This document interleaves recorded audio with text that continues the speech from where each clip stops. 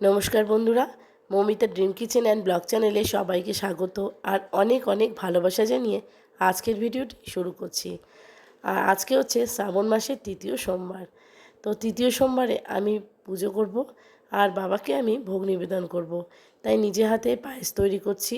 তো এখানে পায়েসের জন্য যে চাল গোবিন্দভোগ চাল দিয়েছি সেটা কিন্তু আগে দিয়ে দিয়েছি, সেদ্ধ অলরেডি হয়ে গিয়েছে। তারপর আমি কয়েকটা বাতাসা দিয়েছি, তারপর দিয়ে দিচ্ছি চিনি। এতে করে দেখো পায়েসটা অনেকটা গাঢ় হয় আর খেতেও কিন্তু ভালো লাগে। তো এদিকে আমার প্রসাদ মোটামুটি রেডি হয়ে গেলে আমি উপর থেকে কাজু আর কিশমিশ দিয়ে দিচ্ছি।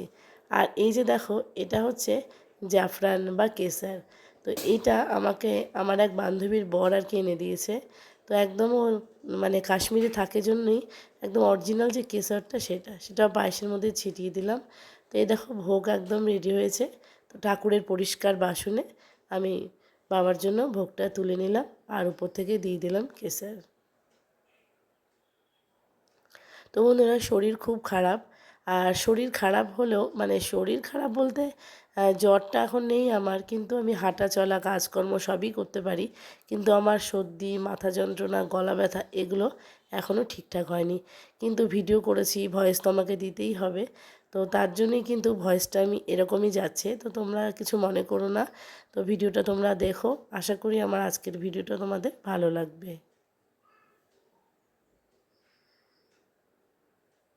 শরীর যতই খারাপ হোক, বাড়িতে যেহেতু আমার ভোলে বাবা আছে, তো আমি পুজো না দিয়ে থাকতেই পারবো না। মানে মনে আমার শান্তিই আসবে না। তাই সকাল থেকে আমি কিন্তু সংসারে যাবতীয় কাজকর্ম সেগুলো করে তারপর আমি বাজারে গেছি।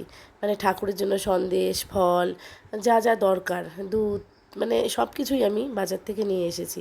তো সেই সব নিয়ে এসে আবার স্নান টান করে তারপর কিন্তু আমি ভোগ রান্না করলাম। আর এদিকে দেখো, এখানে অনেক ফুল। এই ফুলগুলো আমার বোন কিন্তু নিয়ে এসেছে। আর দেখো, এখানে আমি ওই বাজারে যখন গিয়েছি একটাও আকন্দ ফুলের মালা পাইনি। আচ্ছা, আকন্দ ফুলের মালাই পাওয়া যাচ্ছিল না, মানে বাজারে এতটাই ভিড়। তো একটা অবশেষে পদ্ম ফুল পেলাম। তো ঠিক আছে, আজকে বাবাকে পদ্ম ফুলই নিবেদন করব। আর এই যে দেখো, অল্প একটু আকন্দ ফুল, বেলপাতা, এগুলো আমার শাশুড়ি মা আমাদের বাড়ি থেকে পাঠিয়ে দিয়েছে।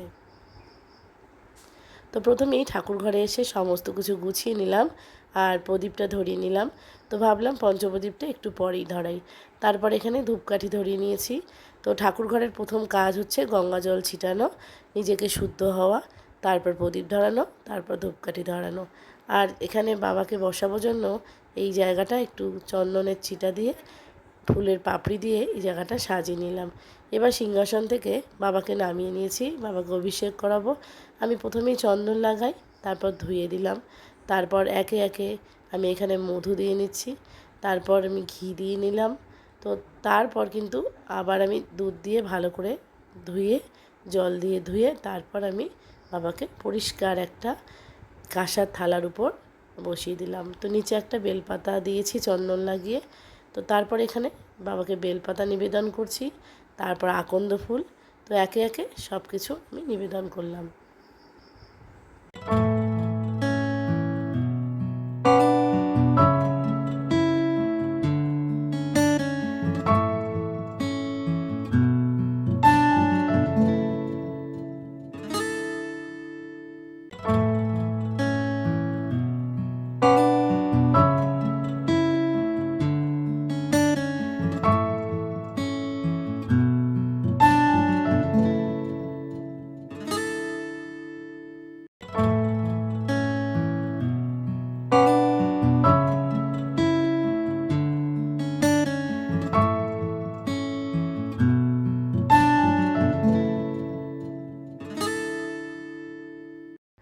অভিষেক করানোর পর বাবাকে মনের মতো করে সাজিয়ে আসনে তুললাম। এবার আমি অখণ্ড আতপ চাল আর সবুজ কালারের ডাল আমি বাবাকে নিবেদন করলাম।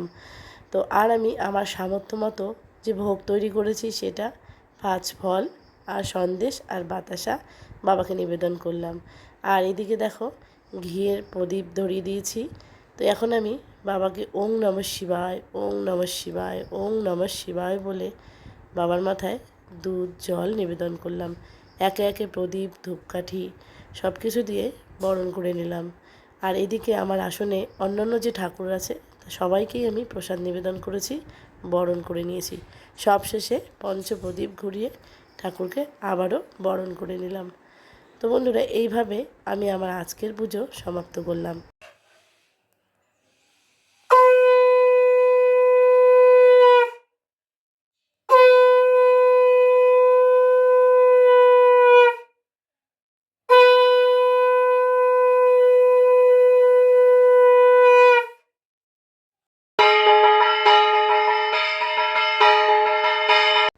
তো শ্রাবণ মাস অত্যন্ত পবিত্র মাস, আর এই শ্রাবণ মাসের প্রতিটা সোমবার খুবই গুরুত্বপূর্ণ। তো আমাদের যাদের বাড়িতে শিব বাবা রয়েছে, তো আমরা সবাই পুজো করব। আর অনেকেই থাকে বাইরে যায়, শিব মন্দিরে যায়, সেটাও ভালো। তো বন্ধুরা, যেহেতু আমার বাড়িতেই শিব বাবা রয়েছে, তাই এখানেই আমি শিব বাবা ভোলে বাবার পুজো করি, আর বাইরে আমার সেভাবে যাওয়া হয়ও না। তো বন্ধুরা, আমার আজকের ভিডিওটা তোমাদের কেমন লাগলো তোমরা অবশ্যই কমেন্ট করে জানাবে। আর যদি ভালো লাগে একটা লাইক তোমরা দিয়ে দিও।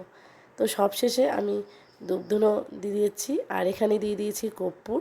তো কর্পূরের গন্ধে সারা বাড়ি ভরে যাবে। তো এখন আমি বাবাকে প্রণাম করে তো পুজো শেষ করলাম। আর এইদিকে দেখো ছোটু চলে এসছে। তো বাবান এতক্ষণ আমার পাশেই ছিল। তো এই দেখো বাবান এখন ঠাকুরের মাথায় দুধ ঢালবে। তো এই যে বাবান এখন ঠাকুরের মাথায় দুধ নিবেদন করছে। তো আমি যখন পুজো করি, বাবান কিন্তু আমার পিছন পিছন থাকে, আর ও পুজো করা খুব পছন্দ করে। তো এবার দেখো প্রণাম টনাম করে নিচ্ছে, না আমাকে কিছু বলতে হয় না, পুজো পার্বণ হলেই ও চলে আসে। তো আমার পুজো এদিকে কমপ্লিট। তো আমি বাবানকে ঠাকুরের প্রদীপ দিয়ে একটু আশীর্বাদ করে নিচ্ছি। তো বন্ধুরা, আজকের ভিডিওটা এখানেই শেষ করছি। তো আশা করি তোমাদের ভালো লাগলে তোমরা পাশে থেকো। তো এটাই কথা, আর কিছু চাই না। তো বন্ধুরা, আজকের মতো এখানেই শেষ, দেখা হবে নতুন কোনো ভিডিওতে।